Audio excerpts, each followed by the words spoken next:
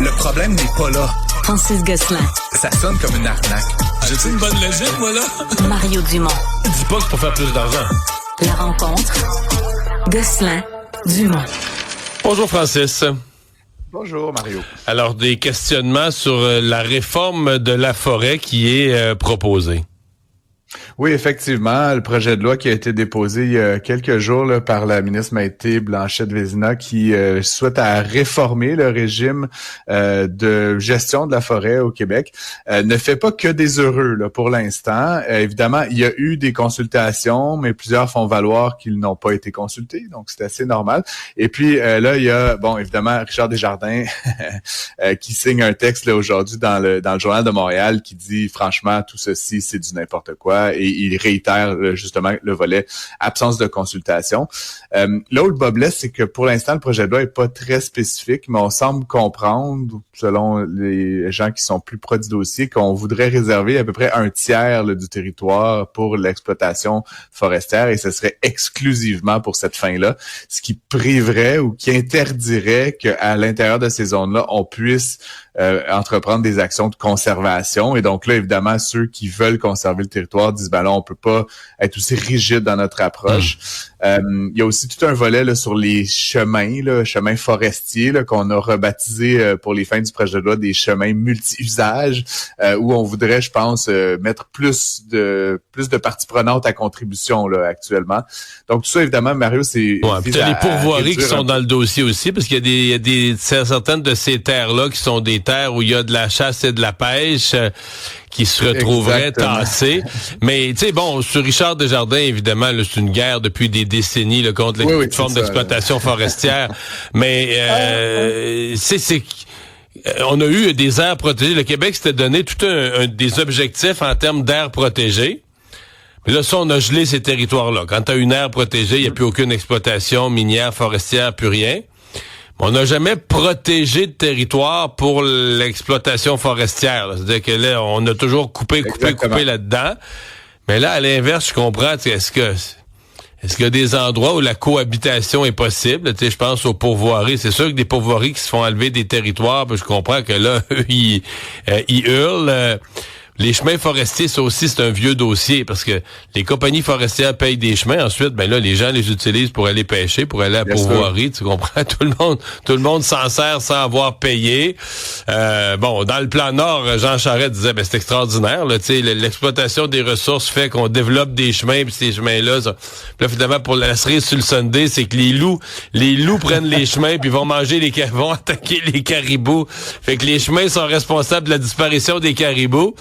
Je dis tout ça pour dire c'est hyper compliqué la gestion de notre immense territoire forestier là. Absolument, Mario. Donc, c'est simplement pour dire qu'il y a beaucoup de parties prenantes. Tu l'as évoqué, les pourvoiries. D'ailleurs, les pourvoiries qui font valoir là, dans leurs arguments des derniers jours qu'ils ne sont même pas mentionnés là, dans le projet de loi tel qu'il est déposé actuellement. Ils se sentent exclus. Il y a d'autres groupes, évidemment, les ZEC là, qui veulent aussi faire valoir là, leurs droits à exploiter comme ils le veulent. Il y a toute la question de la forêt privée. Bref, je voulais simplement te dire que ça ne serait pas une lettre à la poste, Mario, que de réformer ce régime-là. On se rappellera justement, Richard Desjardins qui avait fait ce fameux documentaire, là, L'erreur boréale, ça avait mené à la commission Coulombe à l'époque, qui avait quand même permis là, un certain alignement des forces puis de faire une forme de paix sociale. Mais là, clairement, on a réouvert le dossier. Et ça ne passera pas comme une lettre à la poste. Là. Parce que les compagnies forestières vont pas bien, il y a eu des fermetures, les villages forestiers en arrachent, et les feux de forêt ont pas aidé, là, parce que ça a détruit des immenses superficies qui étaient réservées pour la coupe là, forestière, ça a pas facilité le dossier. Bon, est-ce que Amazon, pourtant M. Bezos est invité à l'inauguration de Trump, tout allait bien, mais est-ce que M. Bezos serait en train de faire suer Donald Trump? Ben écoute, c'est une initiative de chez Amazon. Il faut rappeler que Jeff Bezos n'est plus dans les opérations d'Amazon. Non. Il est executive chairman. Là, je sais pas ce que ça veut dire exactement, mais tu sais, il est très très loin là, des camionneurs là, qui viennent à la maison porter vos colis. Et donc il y a une filiale d'Amazon qui a eu l'idée, qui me semble moi comme économiste très bonne, Mario. Un peu comme on indique la taxe, on indique le pourboire. Ben là, l'idée, ce serait d'avoir une ligne sur votre facture qui indique les tarifs. Là, c'est-à-dire dans la composition du prix, quelle portion est-ce que le gouvernement se prend, qui est les tarifs. Et évidemment, tout ça ne fait pas l'affaire là, de l'administration Trump, qui continue de marteler que les tarifs. C'est sûr que des millions de ménages qui reçoivent à chaque jour des factures, des factures Amazon où c'est écrit que ton affaire que t'as payé 22$, ben il y en a 5 pour les tarifs, là, sinon il t'aurait coûté 17. Ça plaît pas à M. Trump, je comprends très bien ça, là. C'est un principe de transparence en économie. Ouais, que tu mais détailles, politiquement, là, c'est pas très bon. Ouais, ben voilà.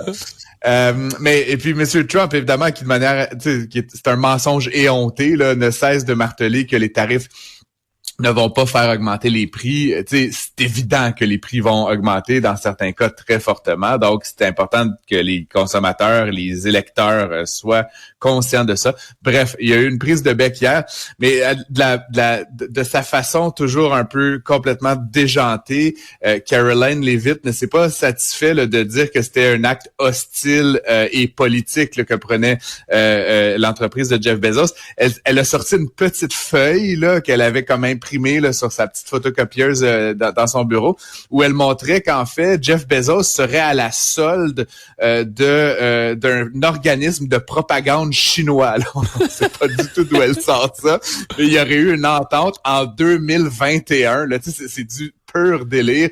Mais là, finalement, Jeff Bezos serait un agent. Je comprends. Si Jeff Bezos est un agent de la Chine, pourquoi l'avoir invité à l'assermentation du nouveau président des États-Unis? C'est une erreur grave. Et c'est quand même drôle, Mario, parce que tu te rappelleras, il y a quelques semaines à peine, Jeff Bezos avait quand même fait des changements assez significatifs à la rédaction du Washington Post en invoquant que maintenant, il voulait que le Washington Post soit un organe de presse dédié à la promotion du libre marché et la transparence du capitalisme. Et là, tu vois, on est un peu face à la contradiction. Mettre les informations tarifaires, ce serait vraiment très aligné avec la mission du Washington Post, mais ça donne que ça ne plaît pas vraiment à M. Trump et son entourage. Donc, M. Bezos est un peu pris entre l'arbre et l'écorce. Je sais pas s'il va continuer d'envoyer des jeunes demoiselles dans l'espace, mais il va falloir qu'il trouve quelque chose pour se faire oublier parce que manifestement, il n'est pas dans les bonnes grâces de l'administration malgré toutes ces tentatives de rapprochement. Merci Francis. À demain. À demain. Une autre vision de l'actualité.